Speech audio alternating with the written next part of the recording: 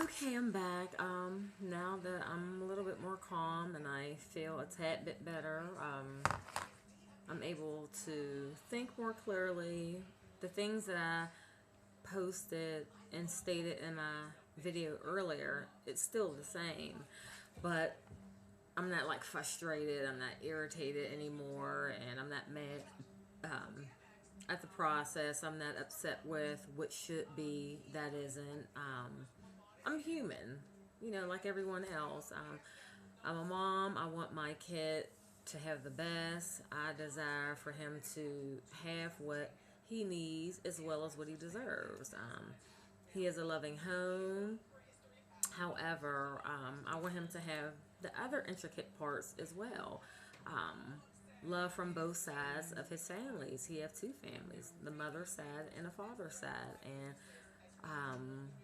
when one side isn't pulling their weight and it affects my son, I kind of get upset and I have moments. I'm grateful that I'm able to kind of control negative things that may want to come out my mouth because I'm having a moment, because it doesn't help anything. Even though I'm being human, I'm being a mom, like a mama bear, but negativity doesn't win. So I've come a long way from that. It's been a few years, but still, I'm just glad I'm not that person or in that place per se anymore. I get a lot of feedback from parents, single fathers as well. So I thank you guys even from the emails that you guys sent me this morning. I appreciate it. Yeah, I appreciate it. Because not only when I post it here, it goes like to another website that I have that a lot of people view the videos on there as well. So yeah, parenting is the most difficult job in the world. I think so. If you're really hands on as a parent, you would agree.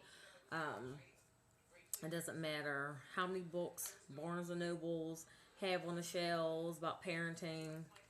It doesn't tell you how to parent your child though, because your child is going through a multiplicity of things that the book may not cover. So you have to bend and grin. How do you say it? Bend and grit it, or I forget what is the saying. I don't know. You just have to figure things out with you and the Lord and trial and error, and just pray that you make more better decisions than wrong decisions. So yeah. So we just have to keep God at the forefront. And I keep turning my head because, I'm able to watch TV at my job. And Wendy Williams is on with her crazy self. But, yeah, just had a moment. So just trust and pray and believe that each day shall get better. Each day will get better. As I'm growing, I'm praying that my son will also grow as well. I've always told him, you may not understand everything that I do, but you have to see that everything that I do, it's for your best interest. Even the times that when you don't agree with me, there's going to be times in the future you're not going to like me. You're going to be upset and you're not going to understand why. But if you look at my track record, if you look at my fruit, you'll see that it's for your benefit, it's for your good. And I always tell him when he's upset, do you trust me? He'll say with an attitude like, yeah, yeah, mom, well, I'm saying no for a reason. I'm saying no for the benefit of you. And I always throw that back on him. Me saying, like, my fruit. How have I raised you? I have talks with him.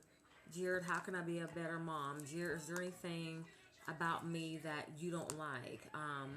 Do you think I fuss too much? Do you think I'm too hard on you? If so, in what areas? Why do you think I'm hard? That's how I talk to my son.